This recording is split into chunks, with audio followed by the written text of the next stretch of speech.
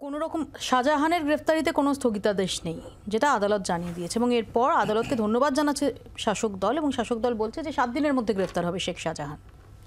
দিদি, প্রথমেই বলবো যে যে বক্তব্য সামনে বসে শুনছি সেটা নেওয়া যাচ্ছে না। পার্টি অফিস তৃণমূল কংগ্রেস 2011-র আগে করেছে, বামপন্থীদের বিরুদ্ধে লড়াই করেছে, এটাকে মন্দিরের মতো পুজো করেছে। সেই পার্টি অফিসে এই ধরনের বিষয় হয়েছে, এটা খুবই কষ্টকর সামনে বসে নেওয়া। আমি সরাসরি অভিযোগ করব যে তৃণমূল কংগ্রেসের এটা একটা সুপরিকল্পিত চিত্রনাট্য ছিল।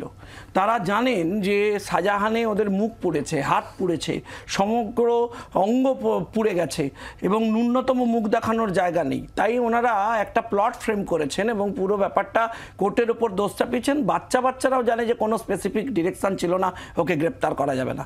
ওনারা জানেন যে একদিন না একদিন পরে গিয়েই এটা কোর্টে ক্ল্যারিফিকেশান চাইবেন অপোজিশন, এবং তাই চেয়েছেন, এবং সেই অঙ্ক মতো মিলে গেছে। মিলে যাওয়ার পর বলছেন যে এখন গ্রেপ্তার করবেন। এনারা জানেন শাহজাহান কোথায় আছে, এদের নলেজে রয়েছে।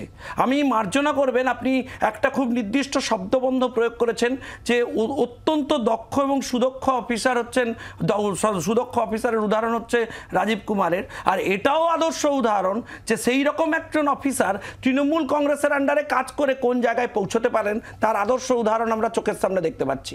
আপনি অন্তর থেকে কোনোদিন ওনাকে জিজ্ঞেস করবেন, উনি রিটায়ার করার পর আমি নিশ্চিত যে উনি যে বই লিখবেন সেই বইয়ে সত্যতা বেরিয়ে আসবে যে কী চাপের মধ্যে ওনাকে কাজ করতে হচ্ছে। এখানে এনারা এক কথায় পুলিশ পাঠিয়ে সাংবাদিকদের মারতে মারতে তুলে নিয়ে যান, আর শাহজাহান গ্রেপ্তার হয় না। এখানে গিয়ে পার্থদার মতো একজন মানুষ, তাকে আমি আমার বিরোধী দল করেন, কিন্তু তিনি নাটক করেন, তার শুভ চেতা শুভ বুদ্ধি থাকবে আমি আশা করেছিলাম। আমায় মার্জনা করবেন, আমি কুণাল ঘোষ নিজে একজন সাংবাদিক, কুণাল ঘোষ সাংবাদিকদের অ্যারেস্ট নিয়ে একটা কথাও বলেননি। আমি আশ্চর্য হয়ে গেছি। উল্টে কুণাল ঘোষ এটাকে জাস্টিফাই করতে গিয়ে কাদেরকে ভূত বলে গালাগাল করছেন, কাদেরকে, বাড়ির কোন মা বোনেদের যারা প্রকাশ্যে দাঁড়িয়ে এই কথা বলছেন? আপনার মনে হয় এরা ভূত? আপনার মনে হয় যে এরা সত্যি কথা বলছেন না? আপনি রিয়াক্ট করেছেন এভাবে।